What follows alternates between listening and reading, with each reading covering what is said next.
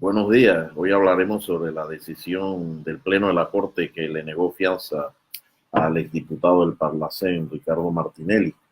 Lo importante de esa decisión tiene muy poco que ver con la persona que hizo la solicitud, sino que es una de las primeras o pocas ocasiones en que el Pleno da a conocer su decisión mayoritaria, igual los salvamentos de voto. En la medida que el Pleno de la Corte explique sus razonamientos, pues estarán mejor resguardados frente a las elucubraciones que tendemos todos a hacer.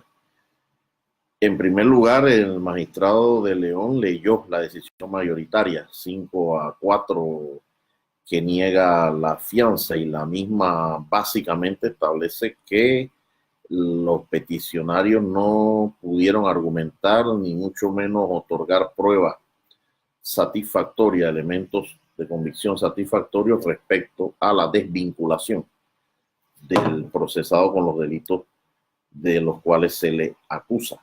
Esto llama la atención, porque quizás en la fianza los elementos que en principio se discuten son otros. Luego lee su salvamento de voto el magistrado Sedalice, que establece que a partir del artículo 490 del Código Procesal Penal, el Pleno es competente para dirimir fianza en etapa de investigación y de juicio, no así en la etapa intermedia. Por ende, él no es que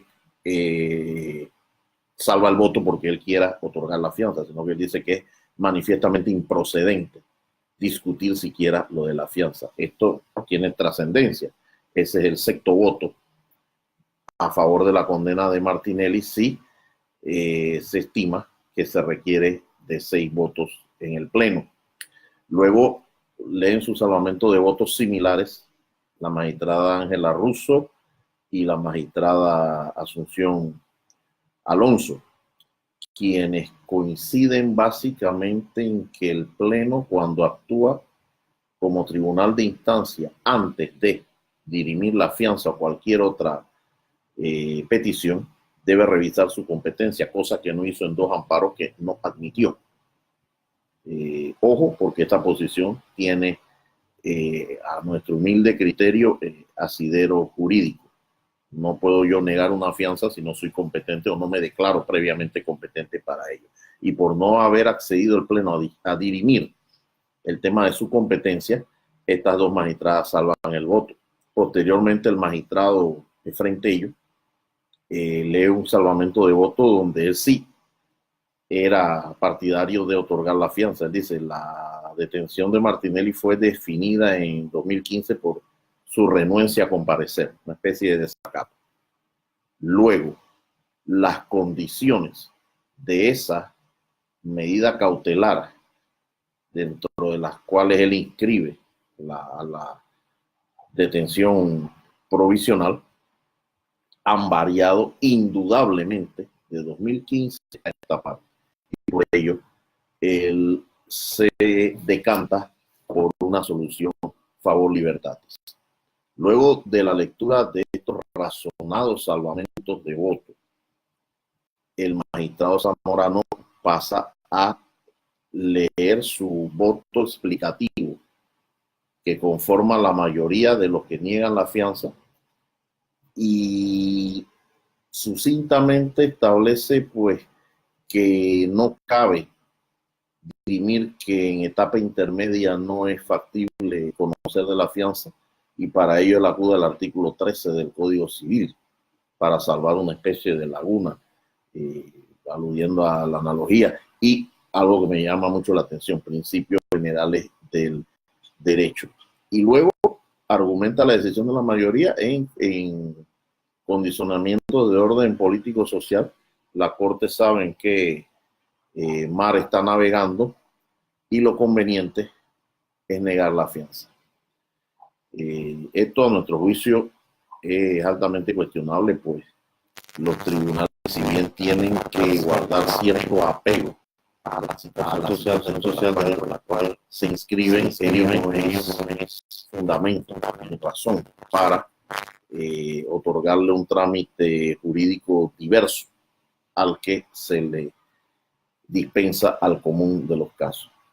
Y lo más importante, el Código Procesal Penal fue diseñado para apartar la jurisdicción penal de cualquier incidencia del tema civil, en tanto el Pacto de Estado por la Justicia consideró, y ahí está en las exposiciones de motivos, que la jurisdicción civil y el procedimiento civil constituyen causas de dilación y morosidad.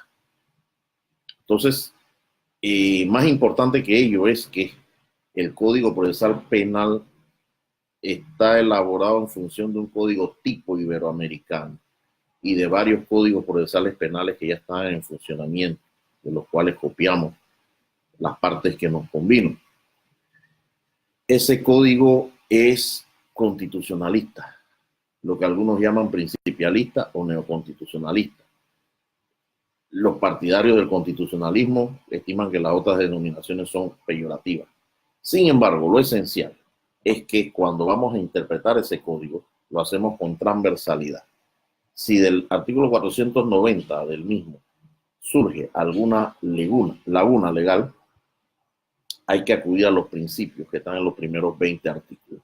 Y entre ellos, la interpretación restrictiva cuando se trata de imponer restricciones, valga la redundancia, a la libertad, y favorable al procesado cuando vamos a dirimir su libertad personal y su dignidad. De allí que no era necesario acudir al artículo 13 del Código Civil, sino a las propias garantías que encabezan el Código Procesal Penal para determinar que no es razonable que en etapa intermedia no se pueda discutir o dirimir una fianza a favor del acusado. De paso, llama la atención que los principios generales del derecho, que el Código Civil, los principios constitucionales, que el Código Civil, los otros códigos esgrimen como fuente del derecho, no se identifican con los principios, garantías y reglas que encabezan el Código Procesal Penal. Sobre ello, basta leer a Atienza. De todas maneras, es importante que la Corte haya explicado los razonamientos que los llevaron a unos y otros a tomar su decisión. Gracias.